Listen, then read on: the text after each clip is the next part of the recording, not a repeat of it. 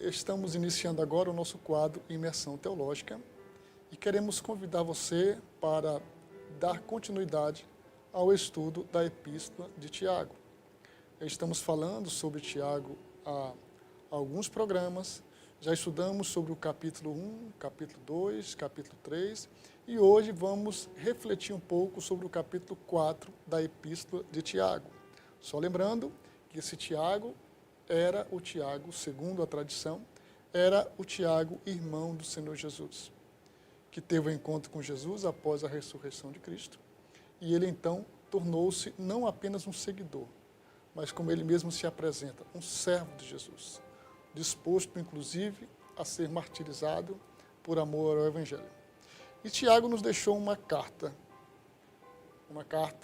que fala conosco tão quanto falou com os seus contemporâneos. E vamos ver exatamente o capítulo 4, eu quero convidar você a ler. Nós estamos utilizando a tradução A Mensagem, uma tradução da Bíblia em linguagem contemporânea, uma tradução bem explicada, e você acompanhará na sua tela a leitura desse texto bíblico inicialmente. Levando a vida a sério. De onde vêm todas as guerras e conflitos que assolam o mundo? Vocês acham que acontecem sem razão? Raciocinem. As guerras acontecem porque vocês exigem. É do meu jeito, ou nada feito. E para terem o que querem, lutam com unhas e dentes. Vocês desejam o que não têm e são capazes de matar para consegui-lo. Invejam o que é dos outros e chegam a apelar para a violência. Sei que vocês nem têm coragem de pedir a Deus. É claro que não. Vocês sabem que estariam pedindo o que não devem. Vocês são crianças mimadas, cada um querendo as coisas do seu jeito.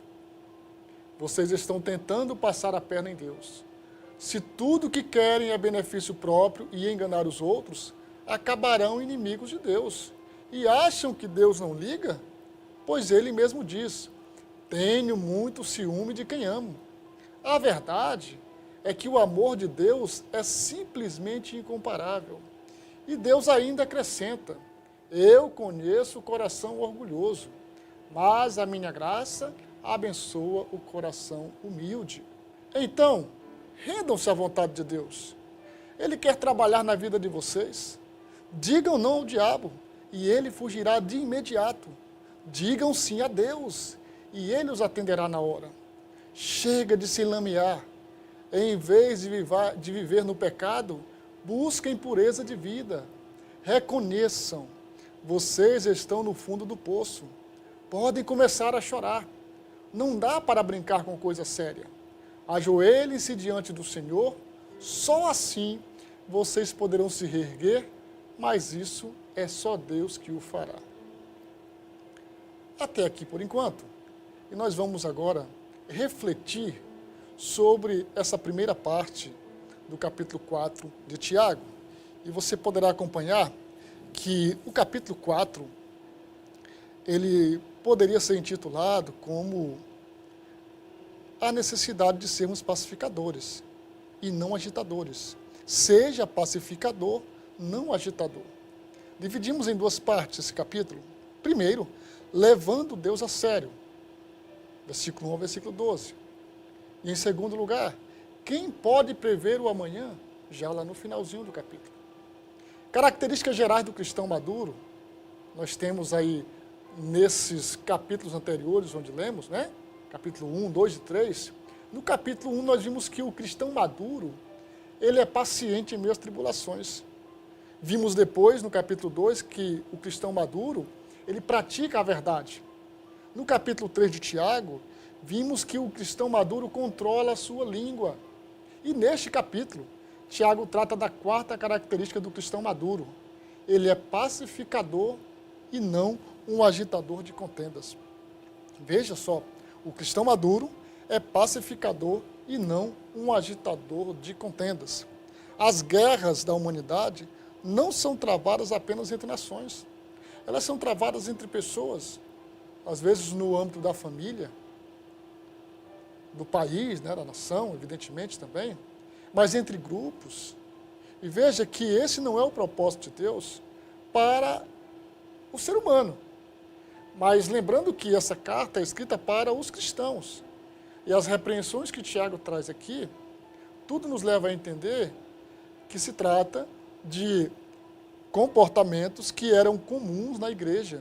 Então, Tiago repreende os irmãos através desta carta. Vamos reler essa parte do texto. De onde vêm todas as guerras e conflitos que assolam o mundo? Vocês acham que acontecem sem razão? Raciocinem. As guerras acontecem porque vocês exigem. É do meu jeito, ou nada feito. E para terem o que querem, lutam com unhas e dentes. Vocês desejam o que não têm e são capazes de matar para consegui-lo. Invejam o que é dos outros e chegam a apelar para a violência. Chega a ser assustador lermos isso, né? Sobretudo nessa tradução mais explicada, porque isso era conduta que estava acontecendo entre os cristãos. E Tiago, então, está repreendendo os irmãos sobre esse tipo de conduta. Eles estavam brigando entre si. Eles estavam tendo guerras e conflitos, né? Conflitos por questões, às vezes, até insignificantes. Sabe aquela reunião que não chega a um fim positivo, porque cada um quer de um jeito? Era assim que estava a igreja a quem Tiago escreve, né? A quem Tiago escreve. Veja a seguir que as guerras, elas têm a sua origem exatamente nesse orgulho humano. Nesse orgulho humano. As pessoas querem de um jeito, mas as outras querem de outro jeito. Ou às vezes até mesmo no âmbito familiar. Há famílias que não conseguem ter paz por causa disso. Porque um quer de um jeito, o outro quer de outro jeito. E não conseguem ceder em determinado momento para alcançar o objetivo comum. E Tiago está nos exortando quanto a isso. Guerra uns com os outros. Ele fala que nós temos guerra uns com os outros, guerra com nós mesmos e guerra com Deus. Isso é o que estava acontecendo lá na igreja para onde Tiago escreve. Por certo, os irmãos devem viver em amor e harmonia. No entanto, com frequência, não é isso que acontece. Ló causou uma briga com seu tio Abraão. Absalão, literalmente, entrou em guerra contra seu pai. Durante o período dos juízes, uma tribo, a tribo de Benjamim, quase foi extinta por causa de uma guerra civil. E se você atentar para esses três exemplos aqui, o de Ló olhou para as campinas do Jordão e disse, é para lá que eu vou.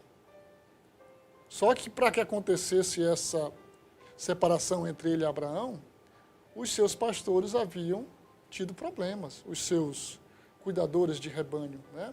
Os seus capatazes, vamos dizer assim. E Abraão tirou por menos. Depois nós temos o caso de Absalão.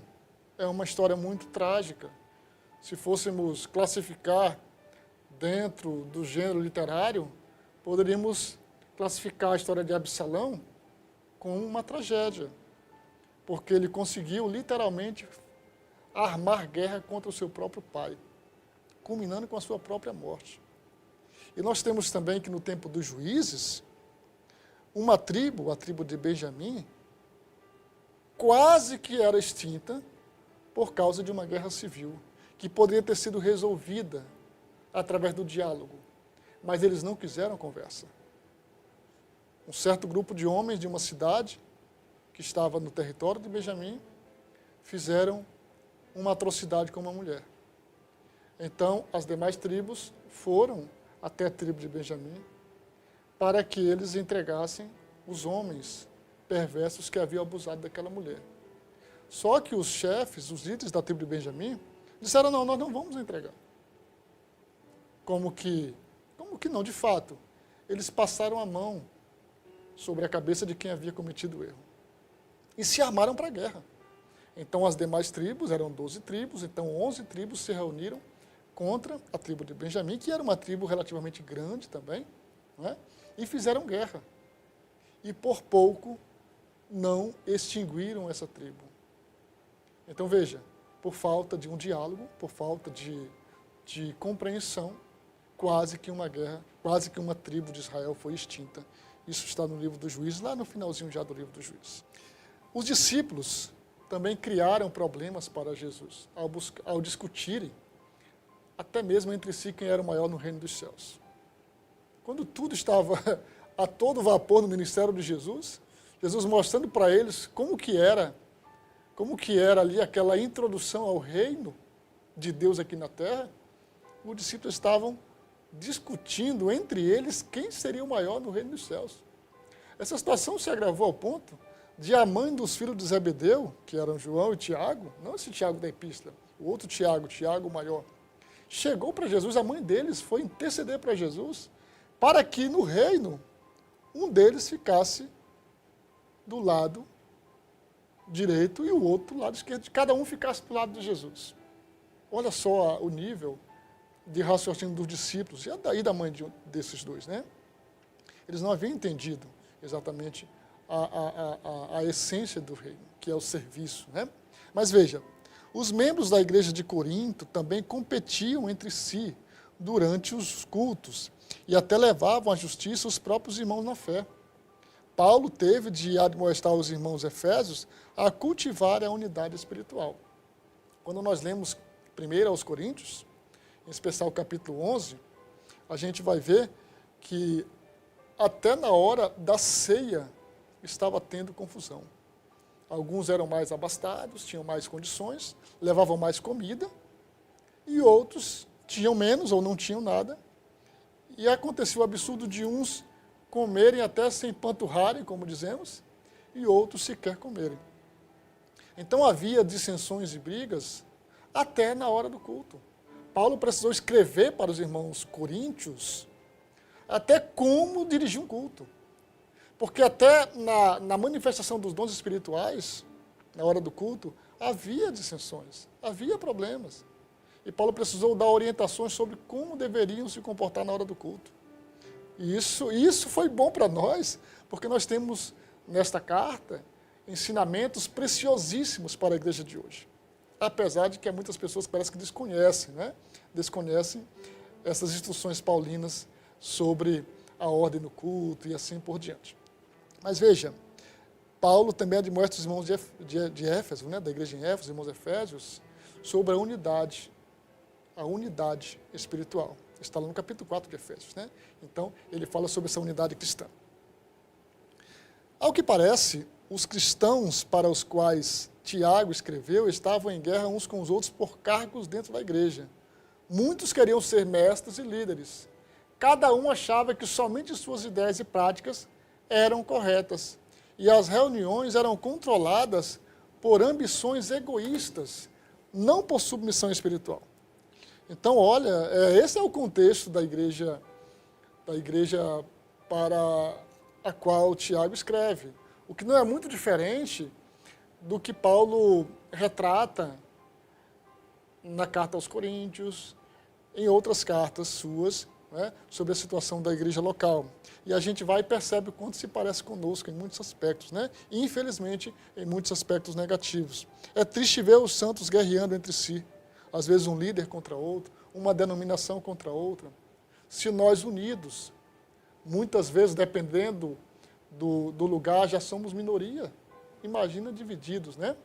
E, infelizmente, perdemos muito espaço por causa disso. Perdemos, às vezes, muitos direitos, inclusive, por não sermos uma unidade como de fato Cristo quis. Mas a carta de Tiago está nos ensinando sobre a unidade espiritual. Texto de Tiago, versículos 2 e 3, na Nova Almeida atualizada. Acompanhe só. Vocês cobiçam e nada têm, matam e sentem inveja, mas nada podem obter. Vivem a lutar e a fazer guerras. Nada têm porque não pedem. Pedem e não recebem, porque pedem mal para esbanjarem em seus prazeres. E nessa tradução nós temos aí essa expressão de matar, né? Vocês matam, e parece-nos que o sentido aí, ele é um pouco figurado, ele é figurado, porque esse matar pode significar matar espiritualmente. Uma pessoa, por exemplo, que se escandaliza, de repente, com a minha ou com a sua conduta, com a forma de nós lidarmos com o problema, essa pessoa pode fracassar na fé e muitas vezes nunca mais retornar para o caminho do Senhor. Isso é muito perigoso, tanto para ela, quanto para aquela pessoa que fez aquele irmão, aquela irmã tropeçar. Parece que essa é a intenção de Tiago quando fala sobre isso. Veja na tradução a mensagem, esse mesmo texto. Vocês desejam o que não têm e são capazes de matar para consegui-lo. Invejam o que é dos outros e chegam a apelar para a violência. Sei que vocês nem têm coragem de pedir a Deus. É claro que não. Vocês sabem que estariam pedindo o que não devem. Vocês são crianças mimadas, cada um querendo as coisas do seu jeito. Veja só. E eu observo aqui que nós temos na nossa igreja um ensinamento sempre enfatizado sobre a necessidade da unidade. Porque a igreja precisa estar em unidade. Por isso que temos orações coletivas, é por isso que temos campanhas de oração muitas vezes, temos trabalho específico de oração e temos o hábito de orar uns pelos outros. Na verdade, não é nem apenas um hábito, é um mandamento bíblico, orar uns pelos outros, levar as cargas uns dos outros. Quando eu oro por você e você ora por mim, nós estamos unidos no mesmo propósito. Ainda que o benefício direto será para você quando eu oro por você, ou será para mim quando você ora por mim, mas o propósito é o mesmo. E é isso que Deus quer da sua igreja. Porque isso vai cada vez mais fomentar, vai alimentar a unidade que é almejada pelo Espírito Santo para a sua igreja. E tem aqui uma citação de Wisby, comentário Wisby, a essência do pecado é o egoísmo. Veja bem, a essência do pecado é o egoísmo. Eva desobedeceu a Deus porque quis comer do fruto da árvore e se tornar sábia como Deus. Abraão mentiu sobre a esposa por causa do seu desejo egoísta de salvar a sua própria vida. Acã trouxe derrota a Israel porque foi egoísta e tomou o espólio proibido nas ruínas de Jericó. Cada um se desviava pelo próprio caminho. É o que nós temos aí a citação de Isaías 53. E é o que acontecia também no tempo dos juízes, né? Cada um andava segundo a sua própria vista, o que parecia justo aos seus olhos. Eva foi egoísta ao ceder à tentação. Ela quis ser semelhante a Deus. Abraão, diante de um caso inusitado, quando ele, inclusive, tinha feito uma peregrinação não ratificada por Deus, quando fugiu da fome na sua terra, foi para outra terra, e lá sua esposa foi trazida para o harém do rei, e quando indagado sobre quem era aquele homem, Abraão havia orientado ela, diga para eles que você é minha irmã. De fato era meia-irmã, mas a intenção de Abraão era que entendessem que era irmã por completo, e que não era esposa. Então Abraão, por incrível que pareça, falamos aqui sobre o nosso pai da fé, mas naquela ocasião, Abraão teve uma atitude egoísta, porque ele pensou exatamente em livrar a própria pele. E isso serve de advertência para nós. O outro exemplo, Acã, quando o povo de Israel chegou em Jericó, guerreou contra Jericó, venceu Jericó, então você vai ter aí uma regra, uma norma, uma lei em que Josué determina ali, por ordem de Deus, que não era para eles ficarem com nada de Jericó. Aquele espólio não seria deles. Mas Acã, egoísta e ambicioso, escondeu para si, na sua tenda, na sua casa, era tenda literalmente mesmo, né, o que era proibido por Deus. E a história, o final é trágico, tanto para Acã, quanto para o povo de Israel, que perderam inclusive batalha por causa disso, por causa desse pecado. Então o egoísmo, a ambição e o egoísmo, que já andam sempre juntos aí, né, não condizem com o espírito cristão. Em guerra com nós mesmos, a guerra interior, né? Uma vida egoísta, assim como orações egoístas, sempre produzem guerras. Se há guerra do lado de dentro, também há guerra do lado de fora. Quem está em guerra consigo mesmo por causa de desejos egoístas é sempre infeliz. Nunca aproveita a vida. Em vez de ser grato pelas bênçãos que tem, queixa-se das que não tem. Né? Aquela pessoa que sempre reclama do que não tem. Né? E se você mostrar para ela o que ela tem, o que ela conseguiu, mas aquilo fica sendo irrelevante para ela, porque o foco dela é sempre adquirir mais. Muitas vezes até o que é do outro. Né? Ela deseja o que é do outro. Isso não é espírito cristão. Próxima guerra é a guerra contra Deus. Vocês estão tentando passar a perna em Deus.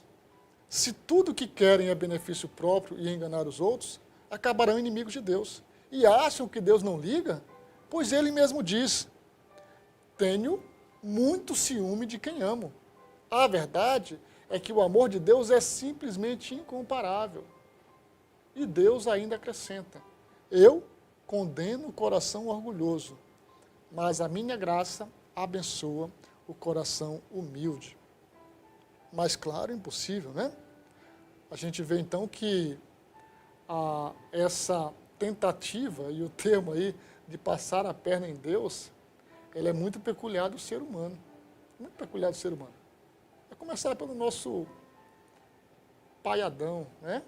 Pai Adão, que depois de cometer o seu pecado, ele juntamente com Eva, ele se escondeu de Deus. Se é que pela sua cabeça passava essa ideia de se esconder de fato, né? O certo é que ele se escondeu de Deus. E quando Caim também matou Abel, o primeiro homicídio, que Deus pergunta para Caim, onde está o teu irmão Abel? O que Caim responde? Por acaso sou eu o guardador do meu irmão? Como quem diz, não sei, ele havia acabado de matá-lo. Então veja que esse comportamento humano, ele é milenar. Somente o Espírito de Deus na nossa vida para nos fazer agir diferente, né? Agir diferente como cristãos. A raiz de toda guerra interior ou exterior é a rebelião contra Deus. O pecado é a transgressão da lei. E a transgressão da lei é rebelião contra Deus. De que maneira um cristão declara guerra contra Deus? Ao ter amizade com os inimigos de Deus. E aí Tiago vai citar 3 inimigos que devem ser evitados, ou combatidos, melhor dizendo, né? Que é o mundo, a carne e o diabo. O mundo, a carne e o diabo. Vamos ver então como resistir a esses 3 inimigos aí que nos induzem a pecar contra Deus. O sistema todo das coisas em relação ao mundo, o sistema todo das coisas na sociedade em que vivemos é contrário a Cristo e a Deus. Não se engane, o sistema, ele é anticristão. O sistema, ele é contrário a Deus, sempre foi assim. Sempre foi assim. Às vezes nós, até com otimismo, vejo como positivo, nós até acreditamos numa mudança global. Mas as pessoas estão... Sim, muitas pessoas, milhares estão aceitando Jesus a cada dia, a cada momento. Mas o sistema em si continua sendo contrário à palavra de Deus. Contrário a Cristo. Contrário a tudo que se chama Deus. Foi assim desde o início, depois da queda humana.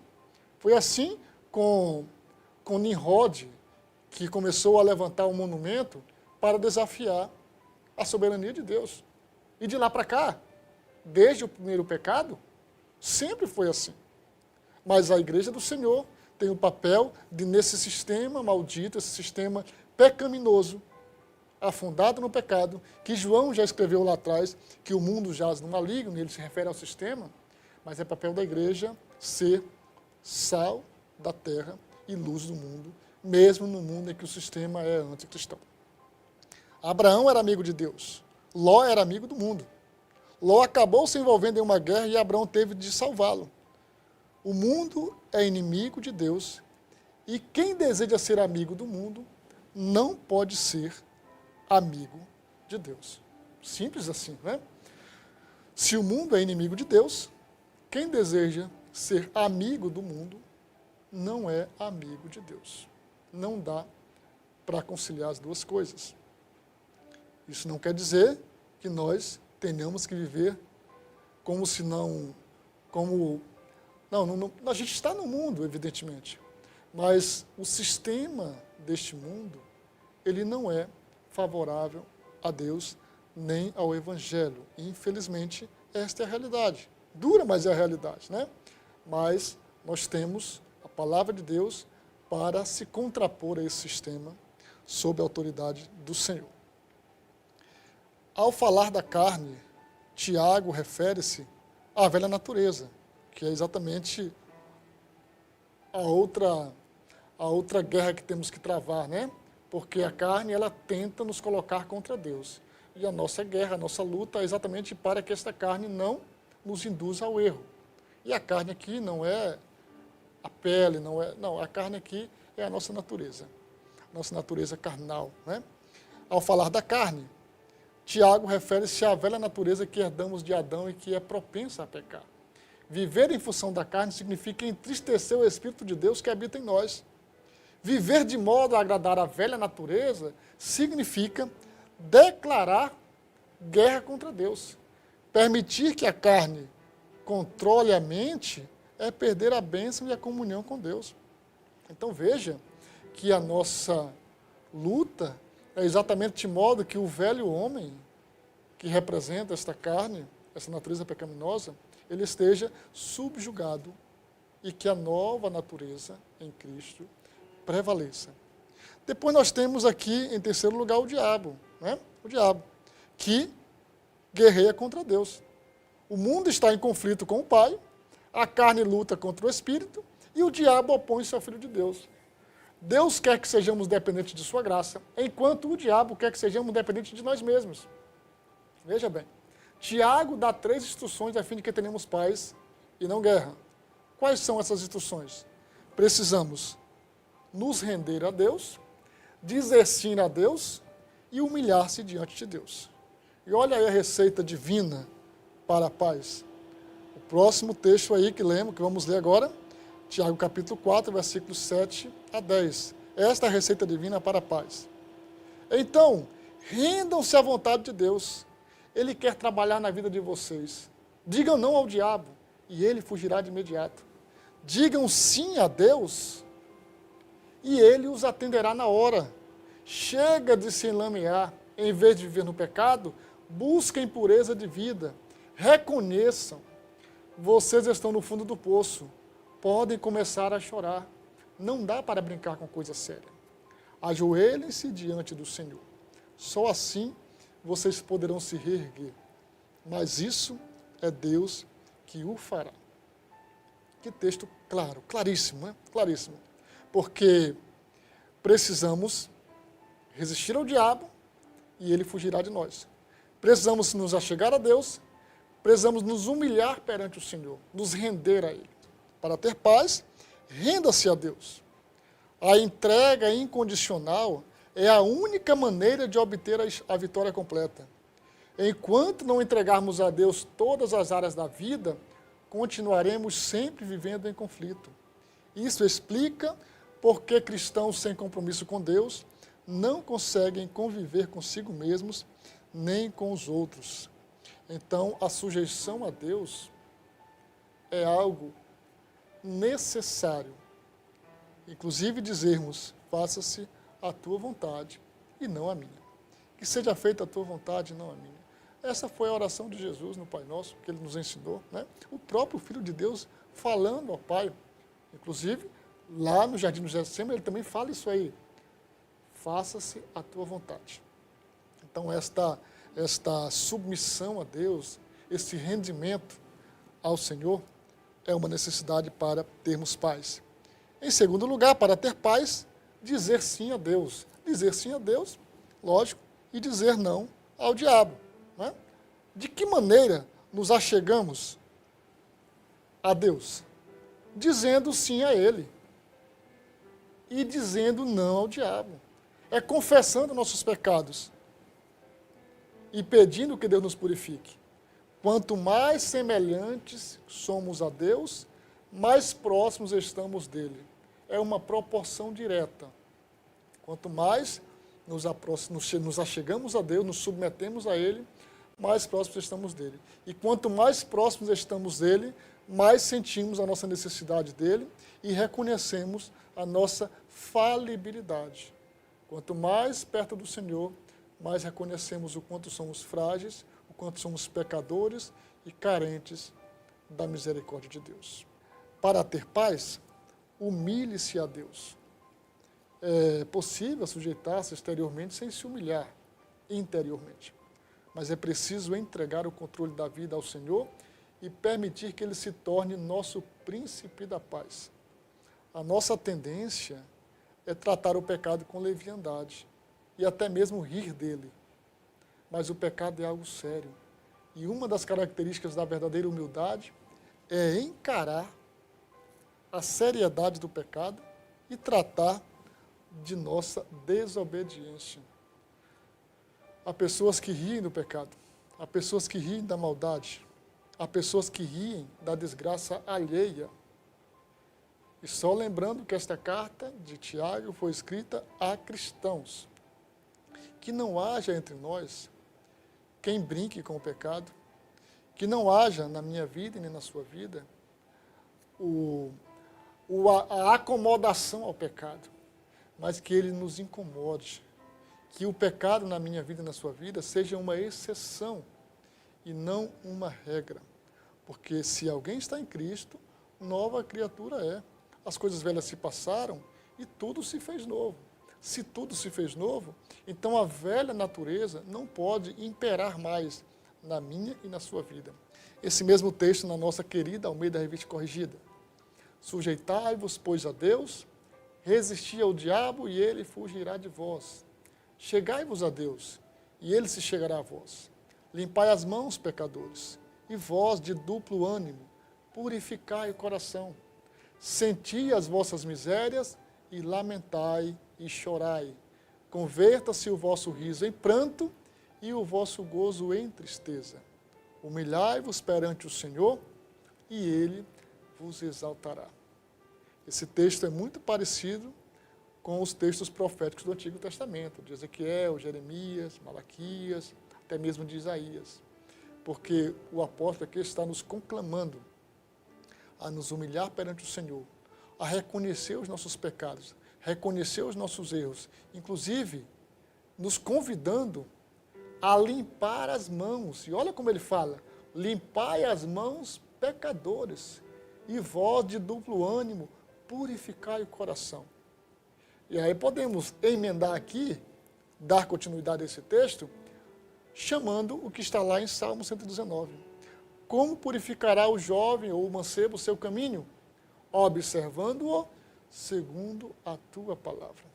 Então, através da palavra de Deus, que nós observamos o nosso caminho e limpamos o nosso coração, pela lavagem da palavra. Quem pode prever o amanhã? Quem pode prever o amanhã? Então, quando Tiago está escrevendo nesse capítulo, no finalzinho, depois de falar sobre estas pelejas, estas brigas que as pessoas tinham, então ele fala sobre a brevidade da nossa vida e sobre a nossa impossibilidade de prever o amanhã. Parece o óbvio, mas para muita gente isso não preocupa, né? Como é que você planeja a sua vida? Você fala se Deus quiser? Ou você coloca seus planos, seus projetos acima de qualquer direção divina? Desde criança, nossos pais nos ensinavam, eu, os meus irmãos, que tínhamos sempre que dizer assim, se Deus quiser. Então, se íamos fazer uma viagem, se íamos sair, se íamos fazer alguma coisa, eu sempre ouvi ele dizer isso, e minha mãe também. Se Deus quiser, se Deus quiser.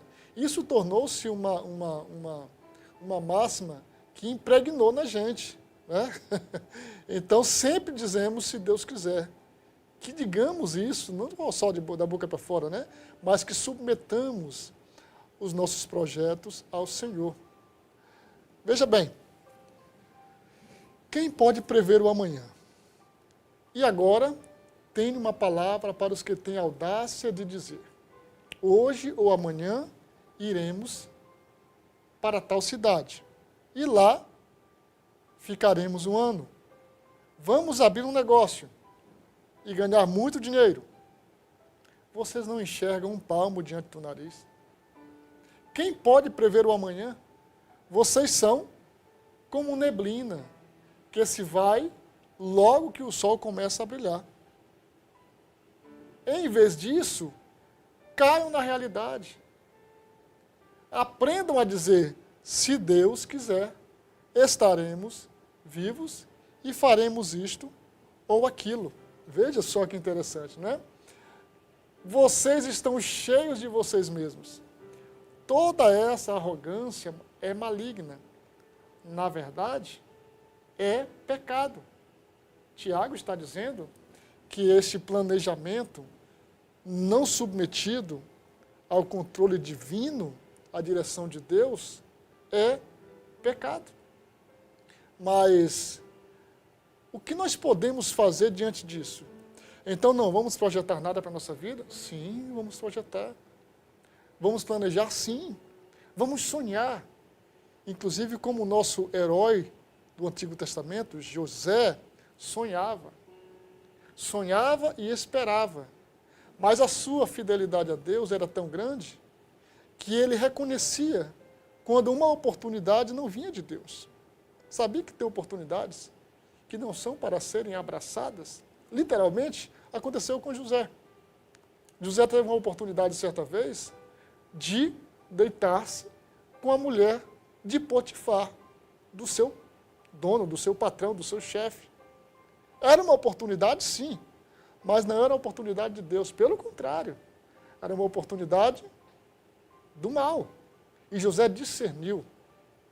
Mas quando estava na prisão, depois de interpretar o sonho do padeiro e do copeiro do rei, ao final da interpretação do sonho do copeiro, José disse para ele, olha, quando você estiver de volta ao palácio, lembre-se de mim.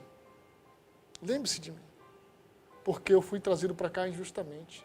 Fui vendido, depois caí nessa prisão sem merecer. Então José não perdeu a oportunidade de pedir ajuda a alguém de quem ele acabara de interpretar o sonho. Essa foi uma oportunidade. Quando lá na frente levado diante de Faraó, para interpretar o sonho de Faraó, depois de interpretá-lo, José continuou e ousou aconselhar o rei. É maravilhoso, porque ele interpretou o sonho do rei, mas ele aproveitou e disse, agora, ó rei, escute o meu conselho. Coloque pessoas inteligentes, sábias, para administrarem esses 7 anos de fartura que virão sobre o Egito, para que quando vierem os 7 anos de fome, vocês tenham reserva. José viu uma oportunidade de dar um conselho a Faraó. E aquela atitude de José, somada à sua habilidade, sob a direção de Deus de interpretar o sonho, chamou a atenção de Faraó a ponto de ele dizer, acharíamos um varão como esse, em que há o Espírito de Deus? Então Faraó viu em José que ele era esse homem capaz de governar o Egito, de ser o vice-rei dele, né? Então oportunidades são aproveitadas, né? Enquanto outras devem ser literalmente desperdiçadas, né? Desperdiçadas. Então, o amanhã não nos pertence, né? É fato conhecido que Deus tem um plano para a vida de cada um. Ele é um Deus de sabedoria e, portanto, sabe o que deve acontecer. Como pai amoroso, ele deseja o melhor para seus filhos. Devemos planejar nossos projetos, mas atentando para a complexidade e a incerteza da vida, para a brevidade e a fragilidade do ser humano. Precisamos atentar para isso. A complexidade da vida e as suas incertezas e a brevidade e fragilidade do ser humano. Há pessoas que projetam para esta vida como se fossem viver 200, 500 anos. Não podemos projetar como se fosse morrer amanhã, evidentemente. Precisamos trabalhar, estudar, construir, buscar o melhor para a nossa família, nossos filhos. Mas precisamos nos lembrar, de vez em quando, que a nossa vida raramente A vida do ser humano raramente, na nossa geração, chega a pelo menos um século. A nossa vida é breve, ela é passageira. E precisamos vivê-la intensamente debaixo da direção de Deus. Os nossos projetos devem estar submetidos a Ele. A vida é extremamente complexa. O hoje, o amanhã, comprar, vender, ter lucro ou prejuízo, ir para cá ou para lá, né? Fora da vontade de Deus, a vida é um mistério. Quando aceitamos a Jesus Cristo como nosso Salvador e procuramos obedecer a sua vontade, então a vida começa a fazer sentido, sim. Até o mundo físico ao nosso redor adquire novo significado. Então a vida do cristão, aquele que está em Cristo, é uma vida diferente. Não que ele não passe por dificuldades ou por lutas, mas a sua perspectiva é de vida, é de vitória. E quando ele está passando por uma luta, ele sabe que aquela luta é passageira. Ou então ele sabe que naquela luta Deus está com ele. Semelhante ao que aconteceu com os 3 amigos de Daniel, né? Eles entraram para a fornalha, mas o Senhor foi com eles. Não só para acompanhá-los, né? Mas para livrá-los da morte. É um dos exemplos que nós temos na palavra de Deus. Queremos aqui citar um texto de Jó, porque tem uma relação com o que lemos agora há pouco. Jó, na sua reflexão sobre a vida, ele escreveu o seguinte, falou, né? Alguém escreveu, quem sabe ele mesmo, mas alguém escreveu. O homem nascido da mulher é de bem poucos dias e cheio de inquietação. Sai como uma flor e se seca. Foge também como uma sombra e não permanece. E sobre este tal abres os teus olhos e a mim me fazes entrar em juízo contigo. Isso Jó está se dirigindo a Deus. Jó está se sentindo encurralado pela sua situação, sem entender o que estava acontecendo. Então ele fala para Deus, falando para Deus o que Deus evidentemente sabia, né? Senhor, eu sou pó e cinza, eu sou tão pequeno, eu sou insignificante. E em outra passagem ele vai dizer, por que o Senhor está mirando em mim? Como que dizendo, parafraseando aqui, o Senhor está gastando tempo com esse quase nada que sou eu? E Jó reflete sobre essa brevidade da vida, né? Vamos ver na outra tradução, esse mesmo texto, até o versículo 5. O homem é tão frágil, sua vida é curta e cheia de angústia, como uma flor que brota e logo murcha, tão passageira como a sombra de uma nuvem. E por que gastas teu tempo comigo, um ser tão insignificante? Por que te dás ao trabalho de me arrastar para o tribunal? Não dá nem para discutir. Esperas alguma coisa de nós? A vida do homem é tão limitada. Tu já sabes, pois decidiste nosso tempo de vida. Estabeleceste os limites e ninguém pode ultrapassá-lo. Que maravilha! Que visão! Que cosmovisão, não é? Que visão de mundo que Jó tinha, mesmo estando arrasado, mesmo estando na lona, como dizemos, né?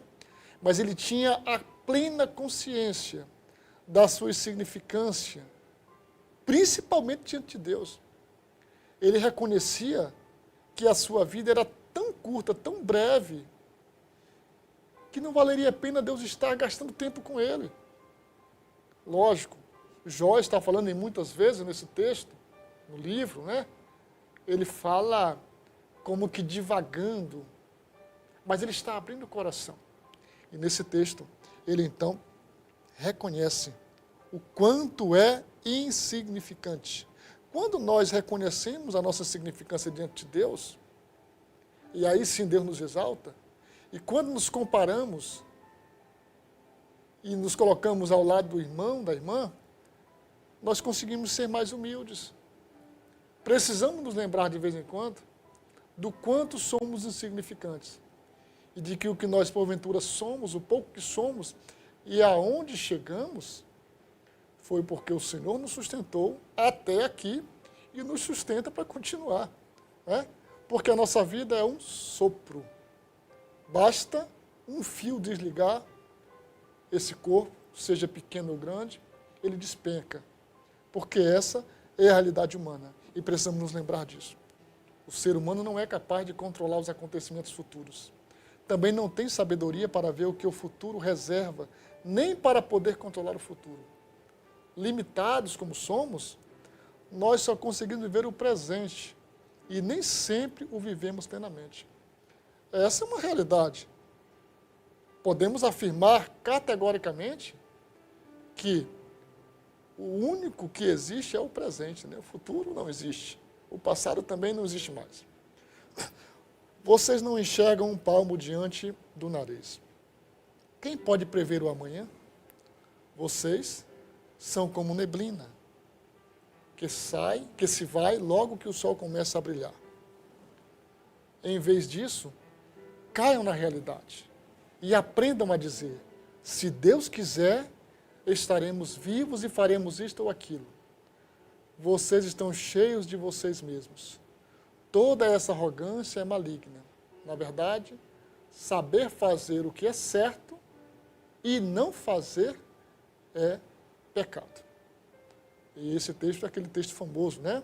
Que aquele que sabe fazer o bem e não faz, peca, né? Peca. Então precisamos não apenas saber fazer o bem, mas fazê-lo, senão estamos pecando.